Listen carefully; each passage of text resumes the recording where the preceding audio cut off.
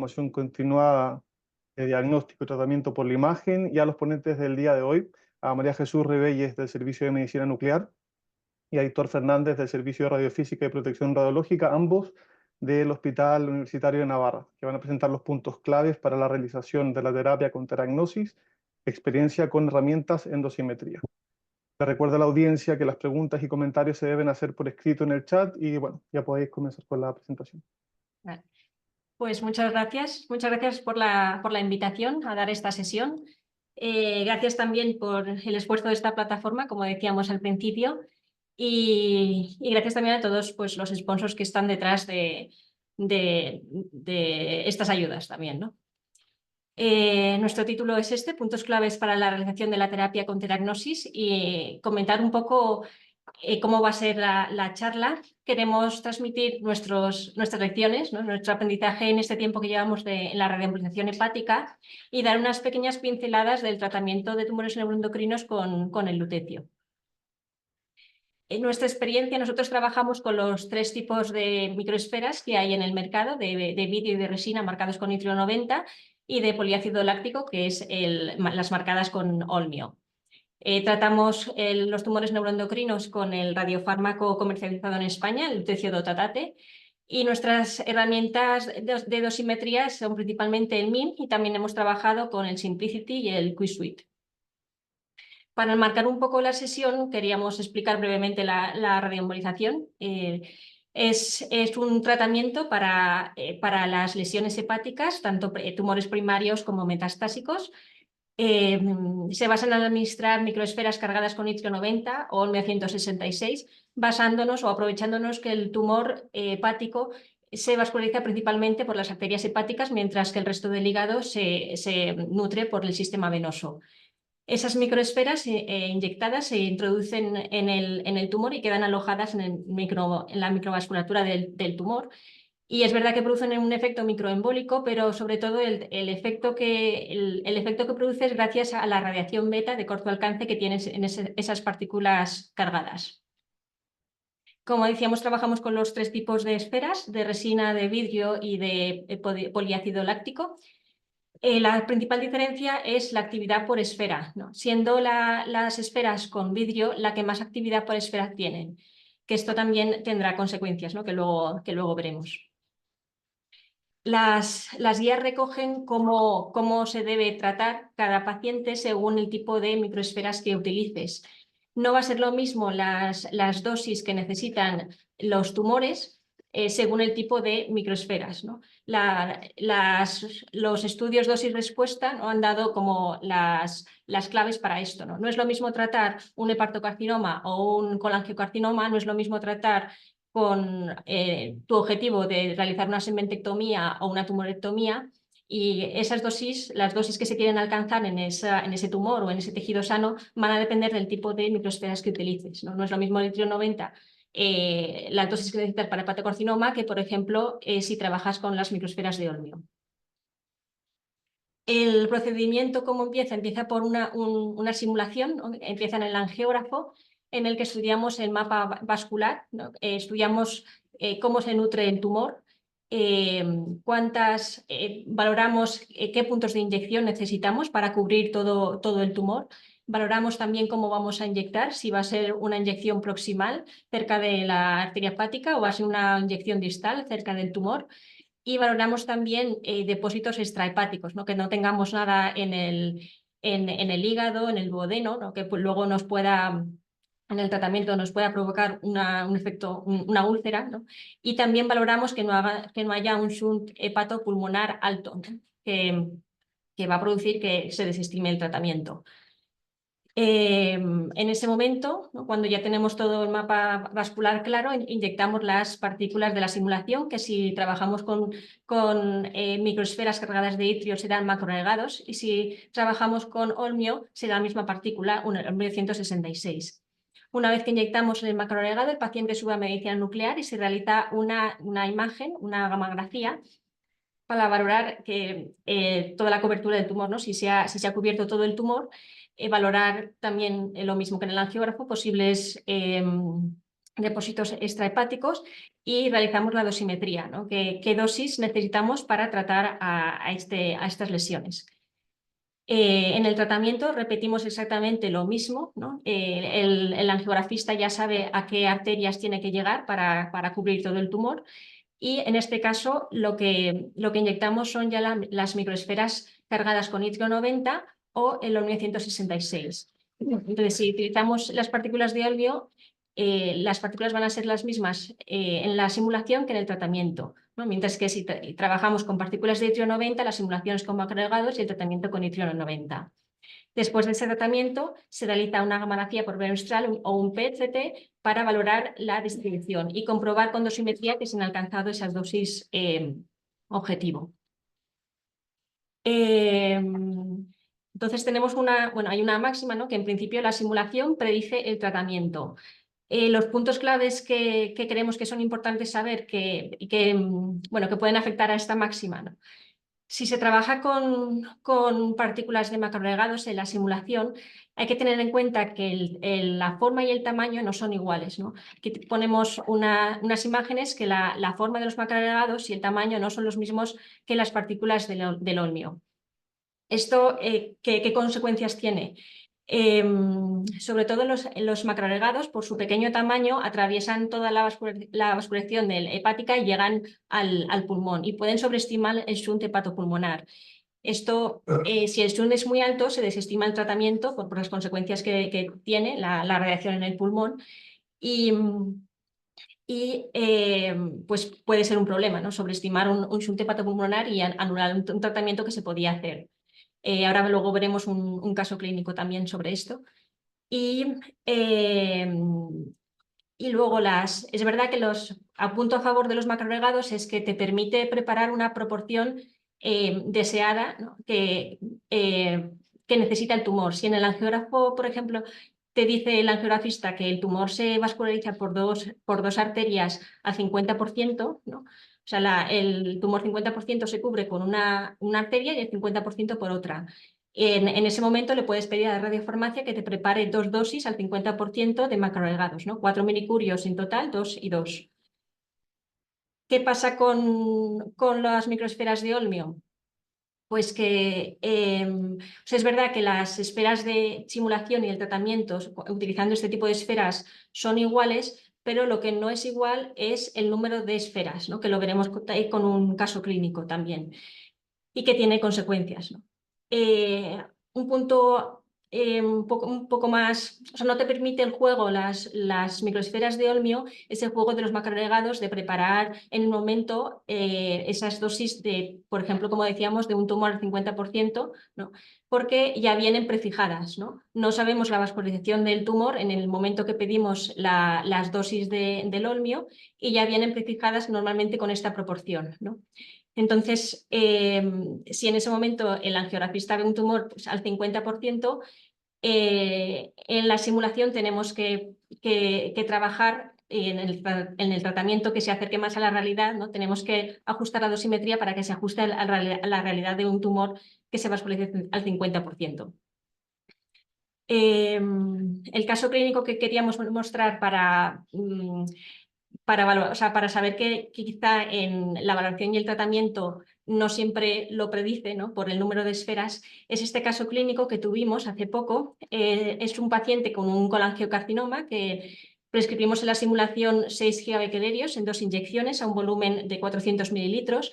Nuestra dosis objetivo eran 200 grays para ser tumoricida, ¿no?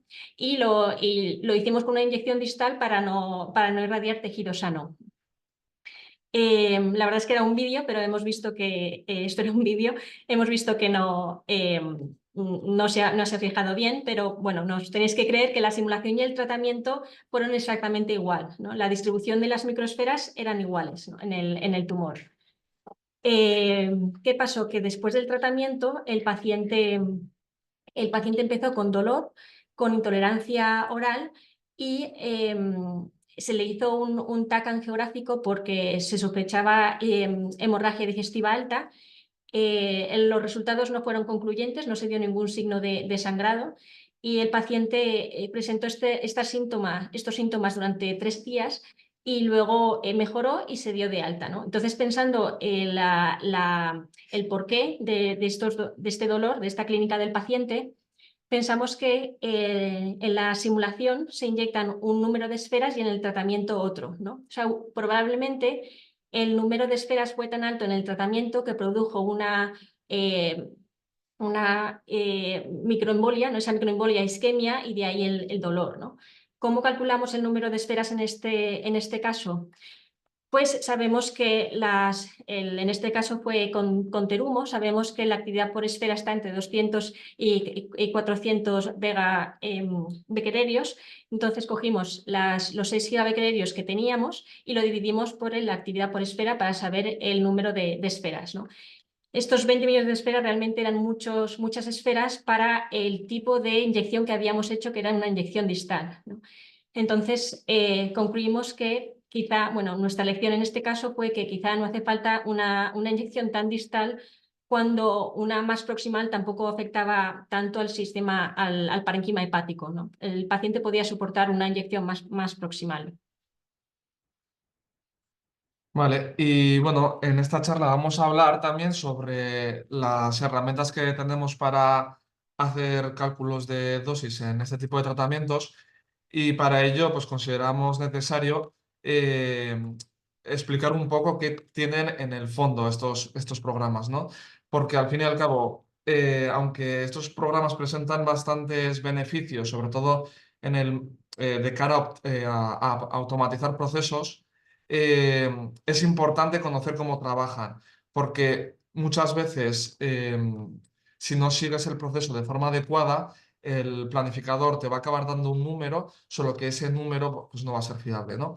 Entonces, simplemente comentar que estos softwares permiten hacer el cálculo de dosis en radioembolización mediante distintos métodos. Por un lado tendríamos el método monocompartimental, en el que básicamente nosotros o sea, no diferenciamos entre la dosis a tejido sano o a tumor, simplemente con conocer el volumen en el que se perfunde las esferas, sería suficiente para conocer la dosis que ha llegado a todo ese volumen.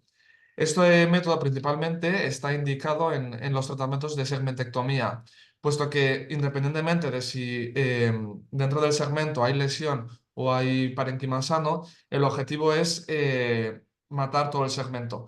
Y por lo tanto, en este caso, bastaría con conocer el volumen de ese segmento a tratar. Luego tendríamos el método multicompartimental, en el que ya sí que diferenciamos entre la dosis a tumor y la dosis a tejido sano, pero solamente conoceríamos la dosis media. Para ello sería necesario conocer la relación T dividido N, es decir, la captación del tumor con respecto a la captación del tejido sano. Y ya para terminar tendríamos el método Voxel, eh, que básicamente lo que te permite es crear un mapa de dosis y por lo tanto evaluar posibles inhomogeneidades de los volúmenes. Es decir, si nosotros, de hecho, luego explicaremos en un caso clínico que tú puedes tener una dosis media en un tumor, en principio lo suficientemente alta, pero luego evaluando el histograma dosis-volumen, incluso haciendo un análisis visual del mapa de dosis, puedes ver que hay zonas menos perfundidas, etc. Entonces, dicho esto, es muy importante conocer cómo funciona tu herramienta para cálculo de dosis, ¿vale? Y es también bastante importante saber que cómo contorneamos las lesiones hepáticas o el volumen perfundido va a afectar a la dosis que calculemos. Entonces, hay distintas opciones que vamos a comentar. Por un lado, estaría la situación ideal, que es que tú puedas contornear directamente sobre el CT del SPECT, puesto que la fusión entre el CT, el CT del SPECT y el SPECT es automático, ¿no? ¿Qué ocurre? Que en el CT del SPECT generalmente la visibilidad de las lesiones es reducida y ya hay centros que bueno, plantean la posibilidad de inyectar contraste en estos CTs con el objetivo de evitar fusiones porque como ya veremos, el hecho de realizar fusiones muchas veces conlleva incertidumbres. Esta es una opción, aunque pues, bueno, nosotros de momento no tenemos experiencia. Una segunda opción sería hacer una fusión con un CT o una reso de diagnóstico. Y bueno, pues aquí lo que ocurre es que sí que generalmente vamos a visibilizar las lesiones, pero la fusión muchas veces pues es difícil, principalmente con el CT de diagnóstico, puesto que muchas veces estos CT se hacen en inspiración contenida y bueno, el CT del SPECT no se hace en inspiración contenida, puesto que el SPECT no se puede hacer en inspiración contenida por la duración de la exploración, ¿no? Eh, entonces, en estos casos se plantea la posibilidad de hacer una fusión deformable. Nosotros la verdad es que muchas veces tenemos dudas a la hora de aplicar esta fusión deformable. Desde luego no deformaríamos nunca el SPECT, puesto que es la información de cómo se ha distribuido el macroagregado, y una fusión deformable podría afectar los números. No sabemos cómo puede afectar a los números y por lo tanto al cálculo final. Pero el hecho de deformar el contorno que tú has generado en el CT o en la reso de diagnóstico, también hay que tener en cuenta que puede conllevar a cambios en volumen de esos contornos que tú has pintado sobre el CT o la reso. Cambiar el volumen del contorno también afecta a la dosis. Entonces, nosotros generalmente, a no ser que sea un caso que así lo requiera, solemos optar más por una fusión rígida centrada en la zona de interés, en la zona de perfusión. Nos olvidamos un poco de la zona que no fusiona tan bien, o sea, que no vamos a tratar, y nos centramos en la zona a tratar. Luego, por otro lado, aunque no es lo más habitual, hay veces que hay lesiones, sobre todo lesiones más pequeñitas, que no son visibles en estas imágenes. Es por ello por lo que nosotros generalmente, casi por rutina ya, solemos hacer una fusión con el CONBIN, con los CONBIN que se hacen previos al SPECT-CT en la sala del angiógrafo. En estos casos, bueno, las lesiones satélites generalmente pues, son visibles, e incluso el CONBIN te da una estimación de cuál va a ser el volumen en el que se va a perfundir el macroagregado. ¿Qué ocurre? Que si tenemos varias inyecciones de macroagregado, puede ser que en el SPECT esas inyecciones aparezcan solapadas y no puedas saber qué volumen estás perfundiendo desde una inyección y qué volumen estás perfundiendo desde otro. Entonces, para ello, nosotros solemos utilizar el CONBIN, aunque ya hemos visto ciertos casos también, no es una generalidad ni mucho menos, pero en la que el volumen perfundido con el contraste y el macroagregado no coincide totalmente. En este caso, nosotros generalmente lo que solemos hacer es elegir el contorno que peores resultados nos da, para que incluso en el peor caso acabemos tratando de forma adecuada, es decir, dando una dosis suficiente a tumor sin dar una dosis excesiva a tejido sano. Y ahora Majo os va a comentar pues, ciertos casos clínicos que tienen que ver con todo esto que hemos comentado. Pues en relación con lo que ha dicho Aitor, tenemos un caso, por ejemplo, que mostramos de difícil fusión, ¿no? Es imposible fusionar este hígado bien, ¿no? Dibujamos el hígado primero en el CT de nuestro SPECT-CT y luego intentamos fusionarlo con el CT de radiología con contraste, ¿no? Es imposible aquí la lengüeta hepática por la cavidad gástrica, ¿no? La diferencia, y tampoco en la cúpula hepática por el movimiento respiratorio. Entonces, lo que intentamos, como ha dicho Aitor, es fusionar fusionar bien o cuidar la fusión en el sitio donde está el tumor, ¿no? Si está en los segmentos hepáticos posteriores, fusionar bien esa parte del tumor, ¿no? Y el resto, pues, se fusiona como se puede. Las lesiones satélites no visibles, por ejemplo, se muestra en este caso que en el CT con contraste que se pide previo al tratamiento no se veía ninguna lesión en esta zona y sin embargo en el angiógrafo, al realizar en el CONBIN, se ven nuevas lesiones, ¿no? En esta zona. Entonces, nuestro objetivo en este tratamiento era tumorectomía, y por estar esta lesión cercana al tumor cambiamos a segmentectomía. Esto lo puedes hacer si el paciente, pues el tejido sano del paciente lo permite, y si está cerca del tumor y puede... Y la dosimetría y el estado clínico del tumor, del paciente, y la localización del tumor te lo permite, ¿no? Otras veces está, por ejemplo, nuevos focos en el lóbulo contralateral, en el lóbulo izquierdo, por ejemplo, y no se puede realizar ningún procedimiento porque no sabes, tienes que tener una resonancia o un TAC que confirmen que es un hepatocarcinoma. Hay veces que también lo que realza en el COMBIN-CT es menos que lo que captan los macroagregados. Aquí tenemos, o sea, hay dos opciones: o quedarte con el volumen del COMBIN o aumentar el ROI, ¿no? Y extenderlo hasta llegar a los límites del macroagregado, ¿no? Entonces, normalmente nosotros cogemos esas cuentas del macroagregado que no se ven en el COMBIN y extendemos la ROI hasta esos límites. Porque, como ha dicho Aitor, nos ponemos en el peor escenario, que el tumor realmente tiene más volumen que el que dice el COMBIN, ¿no? que dice el CT morfológico. Y porque realmente eso, nos ponemos en el peor escenario, y porque realmente vemos que en el tratamiento la distribución de las esferas se parece mucho más al SPECT que al COMBIN, ¿no?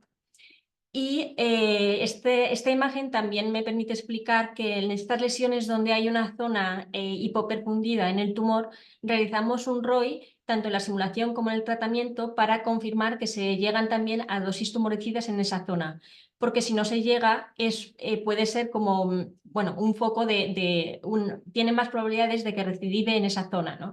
Si no se ha alcanzado la dosis tumoricida en esas zonas, quizá lo que hacemos es hablar con el angiografista, con el oncólogo digestivo que le lleva, y pues plantear a lo mejor pues una SBRT o un seguimiento más estrecho, ¿no? Para evitar que recidive en esa localización.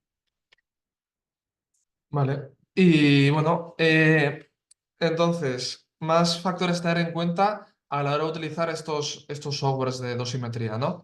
Lo primero de todo, bueno, tenéis que saber que el SPECT lo que generalmente nos da es bueno, una matriz de cuentas.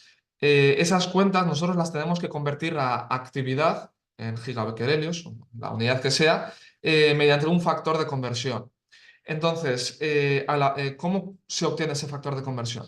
Bueno, pues en primer lugar tenemos que tener en cuenta que es importante que el SPECT se comporte de forma lineal con la actividad. Eh, Esto, bueno, para la gente que no utilice las microesferas de Olmio le puede sonar un poco raro, pero ¿qué ocurre con las microesferas de Olmio? Que tienen varias emisiones. El Olmio 166 tiene una emisión en 80 kiloelectronvoltios y otras emisiones de mucha mayor energía, del orden de los megaelectronvoltios. ¿Qué ocurre? Que esas emisiones tan energéticas, aunque no son muy frecuentes, afectan a lo que es la gamma cámara, la saturan, sobre todo en los tratamientos en los que las actividades que inyectamos son muy altas. Y aquí en las gráficas de abajo podéis observar cómo actividades cercanas a las que se dan en tratamientos convencionales con Olmio 166, la gamma cámara no se comporta de forma lineal. Esta gráfica, ¿qué indica? Bueno, pues que cuando la actividad es alta, las cuentas que registra mi gamma cámara son muy bajas, y a medida que la actividad va bajando, las cuentas van aumentando. Esto implica comportarse de forma no lineal. Y llega un momento a partir del cual, a partir de aproximadamente 1 gigabecquerelio, ¿vale? De 1 gigabecquerelio para abajo, mi gamma cámara ya se empieza a comportar de forma más lineal. Es por eso por lo que tras los tratamientos de Olmio 166 nosotros esperamos entre 3 y 5 días desde que se realiza el tratamiento para realizar el SPECT para que tú puedas saber que la gamma cámara se está comportando de forma lineal.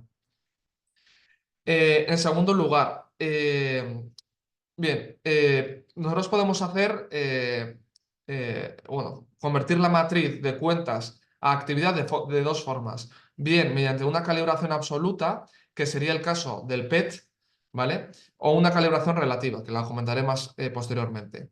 En el caso de la calibración absoluta, sí que me parece que es importante conocer bueno, que ya hay ciertas publicaciones que están hablando de que hay una discrepancia entre la actividad que se mide directamente sobre el PET o la actividad que mides en el activímetro. Esto se debe fundamentalmente, tal y como comentan en este artículo, a que bueno, el itrio 90 es un emisor beta puro. ¿Y qué ocurre? Que los activímetros, cuando los calibramos con un vial de este estilo, ¿vale? En el que tú tienes una solución homogénea de itrio 90. Sin embargo, las microesferas que nosotros utilizamos tienen una geometría muy distinta. Tienen una capa muy fina de itrio 90 en la parte inferior, luego tienen agua y luego tienen aire. Aparte de que el diámetro puede ser distinto del de este vial. Para las microesferas de vidrio, el vial está en forma de V y bueno, lo mismo, tiene las microesferas en el fondo, luego tiene agua y luego tiene aire. Este cambio en la geometría afecta a la precisión o a la medida del activímetro y esto hace que si nosotros medimos en el PET la actividad que medimos en el PET para las microesferas de vidrio, por ejemplo, se vea infraestimada con respecto a lo que dice el fabricante. Es por eso por lo que nosotros, bueno, nosotros generalmente solemos optar por la calibración relativa para cada paciente que voy a explicar bueno, después de esto. Sin embargo, hay veces que el residuo que hemos estimado a partir de medidas de tasa de dosis es muy alto o no nos fiamos y en esos casos pues lo que solemos hacer es decimos, vale, vamos a coger la actividad que medimos en el PET y vamos a dividirla por 0,8 o por 1,15 en función de la microesfera que utilicemos para eh, corregir esa actividad a la que daría el activímetro. Sin embargo, pues siempre que podemos utilizamos la calibración relativa en la que bueno, es indispensable conocer con precisión la actividad administrada al paciente mediante medidas de residuo. Y luego también es importante conocer que dependiendo del software, pues te permite o se utilizan distintos volúmenes para normalizar, es decir, para conseguir ese factor de conversión del que tanto estamos hablando, ¿no? El mismo MIM que nosotros utilizamos te proporciona dos flujos, uno en el que utiliza las cuentas que ve en el cuerpo completo del paciente y otro flujo en el que tú puedes seleccionar el volumen para corregir, o sea, para conseguir ese factor de conversión. Y para que veáis las diferencias, aquí podemos ver el PCT de un paciente muy saturado, lo hemos saturado mucho para que se vea que fuera del volumen hepático, que es el contorno verde, pues también hay cuentas. Estas cuentas no son, no es que el paciente tenga actividad en esta zona, sino son cuentas aleatorias que provienen de eventos dispersos, etcétera, y por lo tanto nosotros sabemos que no son actividad. ¿Qué ocurre? Que si nosotros le decimos que todas estas cuentas son actividad, va a pensar que la actividad real que hay en el hígado es muy inferior y por lo tanto la dosis a tumor que vamos a estimar es mucho más baja que si le decimos que la actividad realmente la tenemos solamente en el volumen hepático. Para que veáis las diferencias que podemos llegar a tener de un flujo a otro.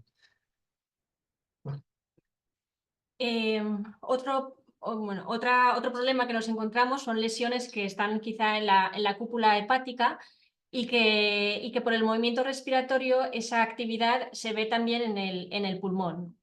Y en estos casos, ¿qué vemos? Es verdad que las herramientas que tenemos para hacer la dosimetría en estos casos, la verdad es que pues a veces no es sencillo el manejo, ¿no? con las herramientas y a veces nos vamos a un Excel independiente, ¿no? que realiza el físico para hacer estos datos. En cuanto en esos tumores que están en la cúpula hepática, para saber realmente la dosis tanto en el tumor como en el pulmón, ¿no? Porque lo que nos puede pasar es que la actividad que se ve en el pulmón nos puede sobreestimar también el shunto hepatopulmonar, ¿no? Entonces, una solución es que coger dos buoys, ¿no? Uno que delimite por la morfología, ¿no? el volumen tumoral y el otro que se extienda un poco más allá de los límites anatómicos y coja las cuentas del tumor, ¿no? Tanto las que se ven en el hígado como las que se extienden al pulmón, pero que realmente son del tumor. Maje, Em, perdona, nos estamos acercando a la hora y veo que nos quedan muchas diapositivas que son muy interesantes, porque, para que lo sí, sepáis, ¿vale? vale. ¿Qué consecuencias tiene? Quizás es más fácil en un caso clínico. El paciente tenía un hepatocarcinoma en la cúpula hepática. El ROI verde es la lesión morfológica, ¿no? El volumen real del tumor. ¿Y qué pasa? Que nosotros le decimos a nuestra herramienta, vale, quiero darle una dosis tumoricida a este volumen tumoral, ¿no? A este volumen tumoral que es 34,75 mililitros, y nos dice que necesitamos 1,82 gigabecquerelios. ¿Realmente es esta dosis la que le llega al tumor? Si cogemos si cogemos solo el volumen morfológico, solo el volumen tumoral, nos queda 562 Grays, ¿no? Pero si en el cálculo utilizamos tanto el volumen tumoral, que es el mismo, y le añadimos las cuentas del tumor con las que se ven las del hígado y las que se ven en el pulmón, que es más cuentas que la otra opción, realmente al tumor le llegan 736 Grays. O sea que si no se tiene en cuenta la actividad en la cúpula hepática en el hígado, en el pulmón, se puede infraestimar la dosis a tumor. Y también otra consecuencia es que el shunt hepatopulmonar se puede sobreestimar. En este caso, la herramienta nos daba que había un shunt de un 14%.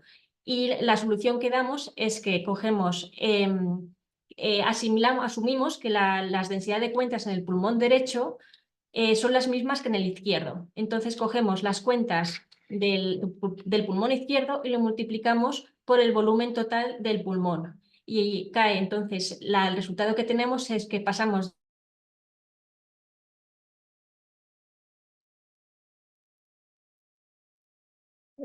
Creo, Maje, que se ha congelado tu audio y el vídeo. Damos unos segundos a ver si se recupera.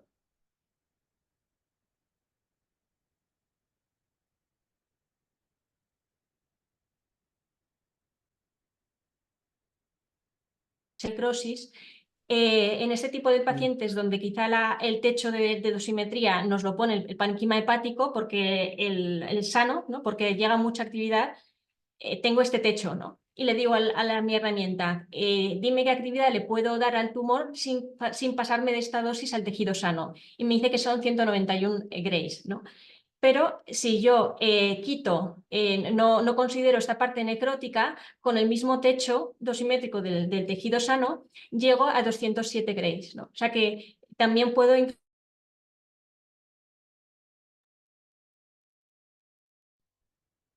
Perdón, sin terminar esta parte, puedo... No estáis presentando, no estáis con la presentación, por si la Ah, queréis vale. seguir compartiendo. Compartir. Pantalla, sí. Aquí. Perdón. Resumo que si no cogemos la parte necrótica, podemos infraestimar la dosis que llega al tumor. Vale. Vale, y bueno, como ya he comentado antes, estas herramientas nos permiten evaluar mediante el histograma dosis-volumen áreas poco perfundidas.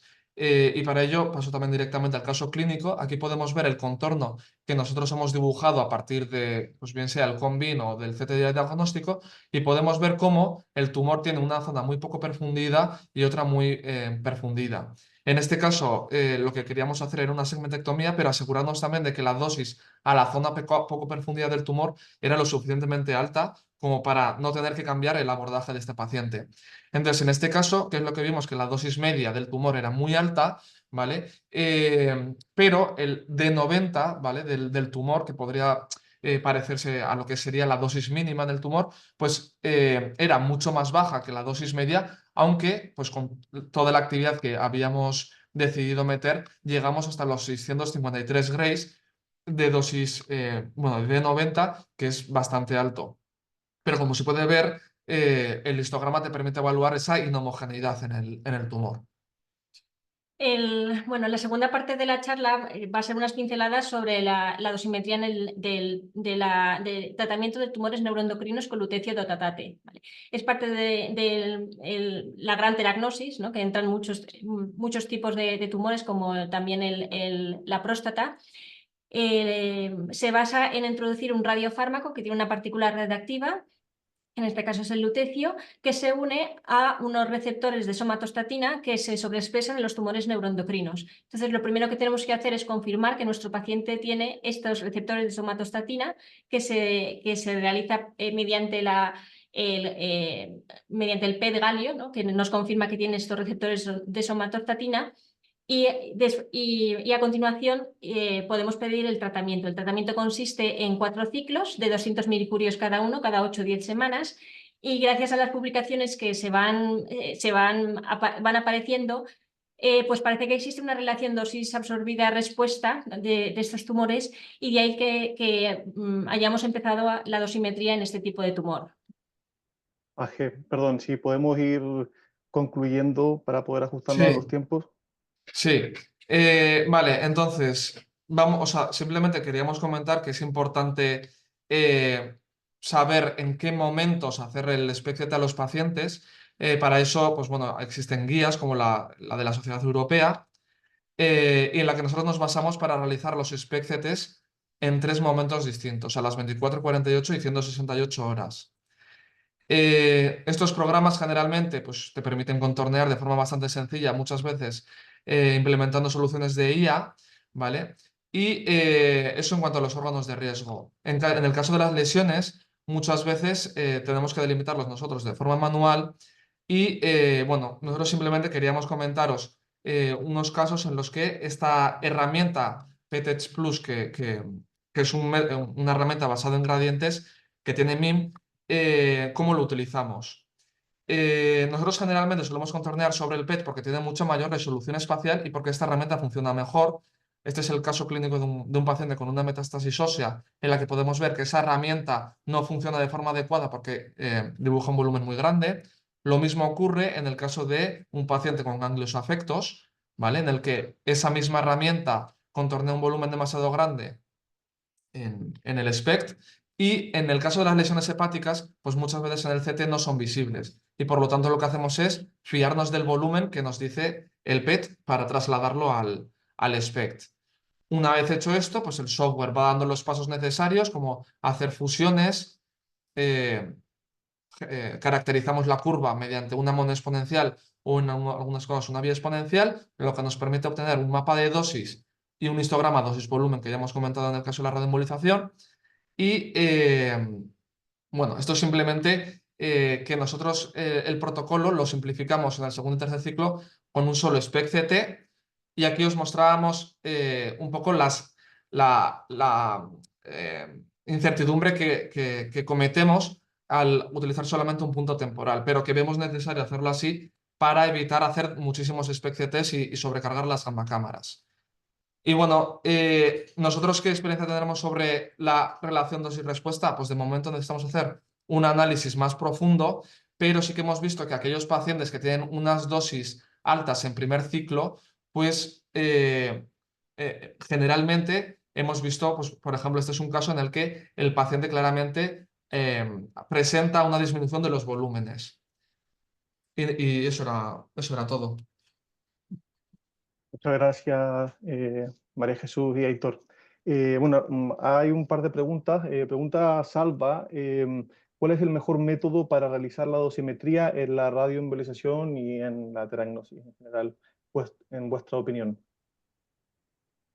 Pues en principio, en la radioembolización depende un poco de la intención terapéutica. Como hemos comentado, en las segmentectomías generalmente utilizamos el método monocompartimental, nos basamos solamente en el volumen perfundido, mientras que en el caso en el que quieres diferenciar entre la dosis a tumor y tejido sano, pues utilizas el método multicompartimental o método Boxer.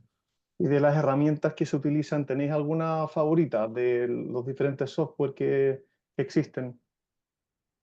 sea, nosotros trabajamos con MIM más que con las otras herramientas porque es, perdón, la verdad es que nos permite trabajar con inteligencia artificial, que eso te ahorra mucho tiempo y tiene herramientas que hemos visto que son muy útiles para, como ha comentado Aitor, el PT Splash nos ha resultado muy útil para la dosimetría en el lutecio, que no tienen Claro, las otras herramientas.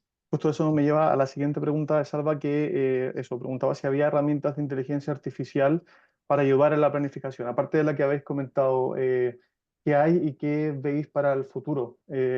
¿Cómo nos puede ayudar la inteligencia artificial en este ámbito? Pues ahora mismo ya comentamos eso, que nos ayuda muchísimo en el contorneo, sobre todo de los órganos de riesgo. Mm, no O sea, tengo claro si, bueno, en principio si las lesiones fueran visibles, por ejemplo, las lesiones hepáticas fueran visibles en el CT, quizás se podrían contornear en el CT del SPECT, pero yo todavía esto lo veo, o sea, lo veo difícil porque no se ven muchas veces. no se ven Vale. si no tenemos contrastes. Exacto, sí. Bueno, doy la palabra al experto en el tema, al doctor José Luis Bercher del Hospital de Belviche. Eh, Adelante, José Luis. No se oye, José Luis. Ahora sí, ¿no? Sí. Sí. Bueno, excelente presentación, me gusta mucho. Yo tengo, bueno, un brainstorming que he ido haciendo con muchas preguntas que obviamente no dará tiempo a hacer.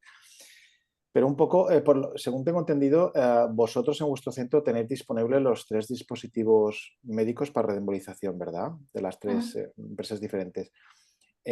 ¿Tenéis algún criterios establecidos para indicaciones en cada caso? Y luego, por lo que entiendo, el MIM lo utilizaríais en las 3 casas, en los 3 diferentes dispositivos, o adaptáis a cada dispositivo en principio el software recomendado por la casa.